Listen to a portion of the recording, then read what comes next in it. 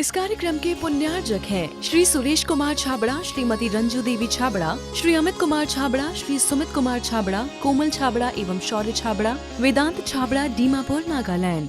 आचार्य भगवान अमित गति स्वामी महाराज अंतस की भावनाओं को उद्घाटित करते हुए समझा रहे हैं।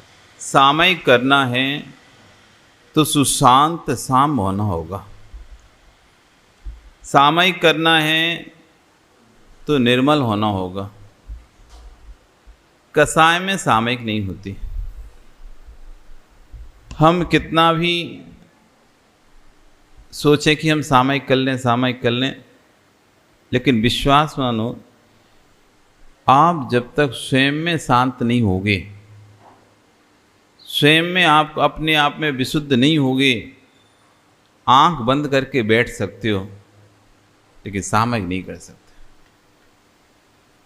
अशोक जी, नींद भी आती है तो जब व्यक्ति निर्विकल्प होता है तब आती है। आप सोते भी हो ना तो नींद तभी आती है जब आपका दिमाग शांत हो जाता है। अगर दिमाग में कुछ चलता रहे तो आंख तो बंद रहेगी तुम्हारी रात भर। कभी ऐसा हुआ कि नहीं हुआ कि सारी रात आंख तो बंद रही लेकिन आपको पता है मैं सोया नहीं हूं? आंख बंद रही, लेटे रहे, लेकिन आपको पता है, पंकज क्या नाम तुम्हारा, नींद नहीं आई, पर पूरी रात निकल गई। कोई पूछा नहीं, आंख तो नहीं खोले थे, आंख तो बंद थी, लेकिन पूरी रात ऐसा लग रहा है मैं जग रहा हूं। क्यों? दिमाग में कुछ चल रहा था। दिमाग में जब कुछ चलता है, कोई टेंशन, कोई फिक्र, कोई चिंता जब चलती है दिमाग में, तो नींद भी नहीं आती। जब सोचो नींद नहीं आएगी, जब दिमाग में कुछ चलेगा, तो ऐसे व्यक्ति की सामयिक कैसे हो पाएगी? आचार्य कह रहे हैं सामयिक करना है तो साम सुशांत तो होना होगा। साम हुए बिना सामयिक नहीं होती है और सामयिक हुए बिना समाधि नहीं होती है। जिसने सामयिक नहीं करी वो कभी समाधि कर ही नहीं सकता। इसलिए आजकल एक ट्रेंड चल गया, ट्रेंड समझते ना, एक प्रचलन, प्रथा। अस्पताल में पड़े हुए हैं वो, नलियां लगी हुई हैं, डॉक्टर बोल दिया भैया अब 1 घंटा 2 घंटा 5 घंटा के हैं, देख लो। सो ले गए जल्दी से महाराज के पास, इन्हें दीक्षा दे दो, इनकी समाधि करा दो। वो फटाक से उनको अब इनसे पूछ रहे हैं, हाँ सब त्याग करना है। अब वो कुछ बोल ही नहीं रहा। हाँ हाँ देखो आंख ला दी, आंख ला दी, आंख ला दी, पलक झपका दी, पलक झपका। अब वो पलक झपकाने का मतलब मना था या हाँ था, ये कौन को पता? मुंह से तो आवाज निकल ही नहीं रही उसकी, और जबरदस्ती मोड़ दिया, जबरदस्ती केस लॉन्च कर दिया, जबरदस्ती पीसी का मंडल पकड़ा दिया। अरे उसने कभी सामयिक की नहीं है, तुम समाधि करा रहे हो। उसे होश ही नहीं है, अपने ही होश नहीं है, वो क्या व्रतों को पालन कर पाएगा? जिसको स्वयं का होश नहीं हो रहा है वो क्या इन महाव्रतों को पालन करने का ध्यान रख पाएगा? अंतिम में इधर दी नहीं दीक्षा, 2 घंटे में चला गया। उसको होश ही नहीं था, वो तो लेटा हुआ है, जबरदस्ती पकड़ पकड़ के हिला हिला के उसे अब आरिका बन गए, अब मुनि बन गए, अब ये हो गए, अब वो हो गए। आचार्य कहने जिसने सामयिक नहीं करी उसको समाधि कैसे हो गई? जिसे स्वयं का ही होश नहीं है कि वो क्या कर रहा है क्या नहीं कर रहा है। इसलिए समाधि संयम भी लेने का भाव है किसी का, तो जब तक बुद्धि विवेक काम कर रहा है, शरीर काम कर रहा है, तभी ले लो। अस्पताल में जाने के बाद और डॉक्टर ने जवाब दे दिया इतना सस्ता धर्म नहीं है हमारा कि सब जगह से जब तुम्हारे को ना हो गई यहाँ आ जाओ। ये गाय की पूछिया पकड़ने वाला थोड़ी ना धर्म है कि गाय की पूछ पकड़ा दो बैकुंठ पहुंच जाओगे, गाय की पूछ पकड़ा दो बैकुंठ पहुंच जाओगे। कि भाई अंते अंते सब कुछ नहीं बचा, सबने मना कर दिया, डॉक्टर ने हाथ उठा दिए, सबने परिवार वालों ने सब कुछ नहीं है, ये पिच्छी पकड़ा दो, चलो पहुंच जाएगा बैकुंठ। ये पुच्छी पकड़ाने वाला धर्म नहीं है। पुच्छी पकड़ा दी तो बैकुंठ पहुंच जाएगा, या उससे समाधि हो जाएगी। अरे समाधि हो गया, समाधि हो गई, समाधि हो गई। तो मैं समाधि का शौकी था, अपने पिता की, अपनी माँ की समाधि कराने का शौक था। जब उनके हाथ पैर काम कर रहे थे तब तो तुम कहते नहीं, हम जाने नहीं देंगे, यहीं रहो। भावना भी व्यक्त करता था, भैया हमें चले जाने दो संग में, हमें चले जाना, जाने नहीं देता था जीव, रोक के पकड़ के रखता था। और जब अंतिम बिल्कुल निकल गए, देख लिया कि अब कुछ सार नहीं बचा, तब कह रहा है इनकी बहुत भावना थी दीक्षा लेने की, महाराज जी इनकी बहुत भावना थी दीक्षा लेने की, अब इन्हें दीक्षा दे दो। कब दे दो? एम्बुलेंस से निकाल के लाए, स्टेशन से उतारा नहीं है, बस लिटा दिया एक तख्ते पर, पहना दिया सफेद कपड़ा अथवा उतार दिया खारा कपड़ा, वही दीक्षा। तो आश्चर्य कर रहे हैं, जिसने सामयिक हुए बिना समाधि होती नहीं है, समाधि हुए बिना निर्माण होता नहीं है। समता सर्वभूतेषु,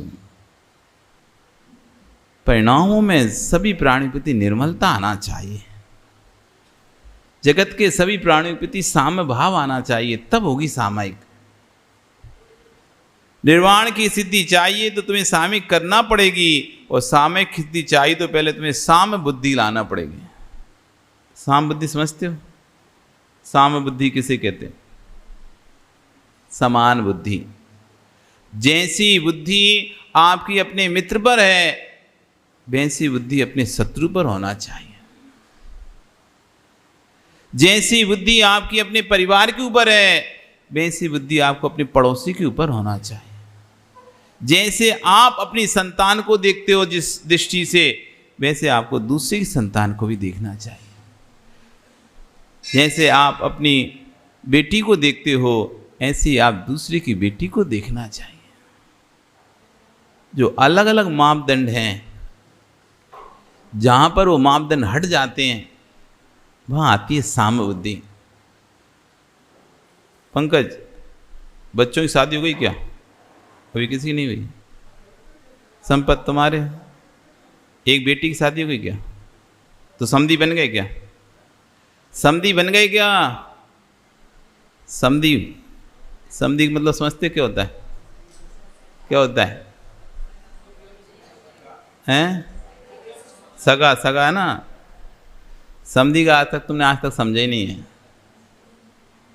समधी, समधी जहां पर समान धी यानी बुद्धियां हो जाती हैं, तो मेरे बेटे को अपना बेटा समझना, मैं तुम्हारी बेटी को अपना बेटी समझूंगा। तुम मेरे बेटे को अपना बेटा जानना, मैं तुम्हारी बेटी को अपनी बेटी जानूंगा। हम दोनों समान बुद्धि के हो गए, इसलिए बन गए समधी। इसका नाम है समधी। दोनों ने अपनी धी यानी बुद्धि, वो उस बेटी को अपनी ही बेटी देख रहा है, वो पिता उस दूसरे के बेटे को अपना ही बेटा देख रहा है। दोनों ने अपनी बुद्धियां एक सी कर ली हैं, इसलिए दोनों में रिश्ता हो गया। कह रहे हैं समधी। जब ऐसी समधी हो जाए तुम्हारी अपने में और दूसरे में, कि जैसा दर्द आपको महसूस होता है वैसा दर्द दूसरे को भी महसूस होता है, बस इतनी सी बुद्धि आपको आ जाए।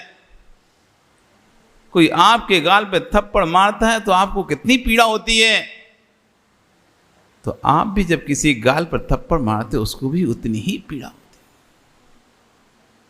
है। एक बार एक गांव में दो व्यक्ति थे। पहले तो मित्र थे, लेकिन अचानक किसी बात को लेकर आपस में दोनों में लड़ाई झगड़ा हो गया।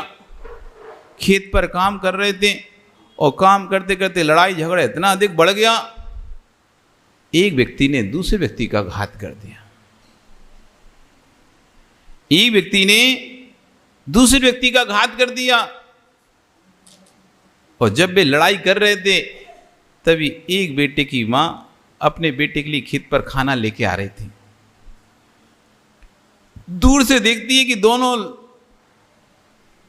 लड़के लड़ रहे हैं, दोनों व्यक्ति लड़ रहे हैं, और दौड़कर जब तक पहुंचती है तब तक तो लड़ाई इतनी अधिक बढ़ चुकी थी कि जो हल्का मूठा था उसने उस दूसरे व्यक्ति को दे मारा और उसके पेट में लग गया।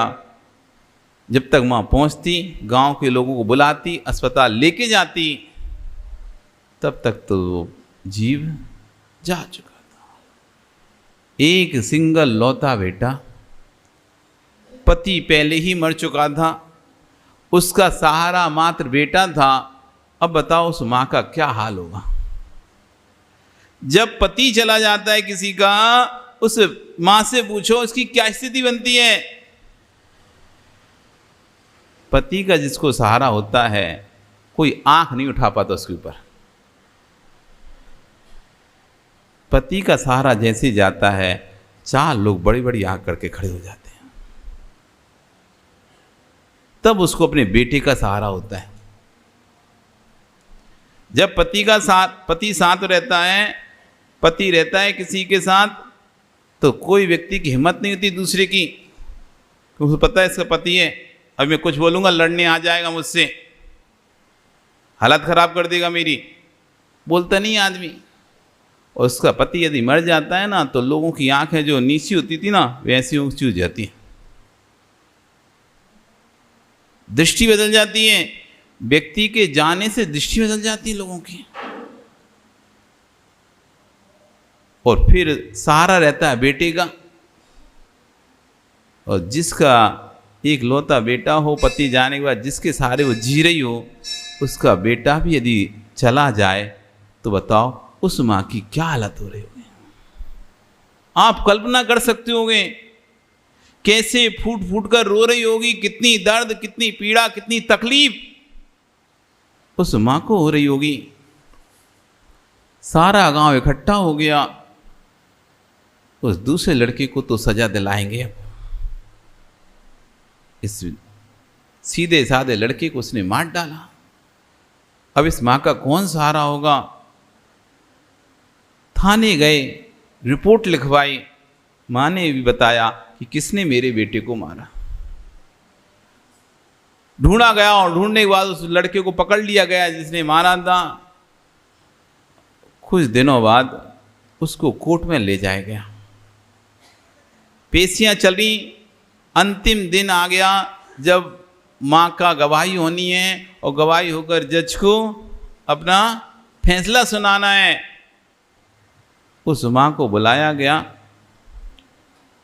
और वकील ने कहा, देखो ये वही व्यक्ति है जिसने तुम्हारे बेटे को मारा है, ध्यान से देखो, गौर से देखो, और जज साहब को बताओ इस लड़के ने ही तुम्हारे लड़के को मारा है। वह नजर उठाकर देखती है और देखकर कहती है, नहीं ये वो नहीं है। सब शॉक्ड। इतने दिनों की लड़ाई चल रही, इतने दिनों से केस चल रहा है और स्वयं ने ही उसकी रिपोर्ट लिखाई है और आज स्वयं ही मना कर रही है कि नहीं ये वो लड़का नहीं है। जज साहब कहते हैं ध्यान से देखो, आपने ही अपनी रिपोर्ट में इसका नाम लिखाया है कि इसी ने आपके बेटे को मारा है। वो कहती नहीं जज साहब ये वो नहीं है।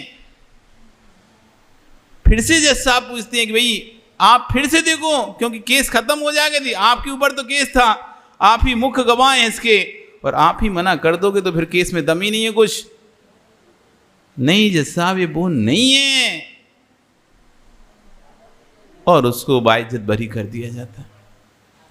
इधर जब गांव में वापस जब आती तो गांव के लोगों का क्रोध बढ़ा हुआ था।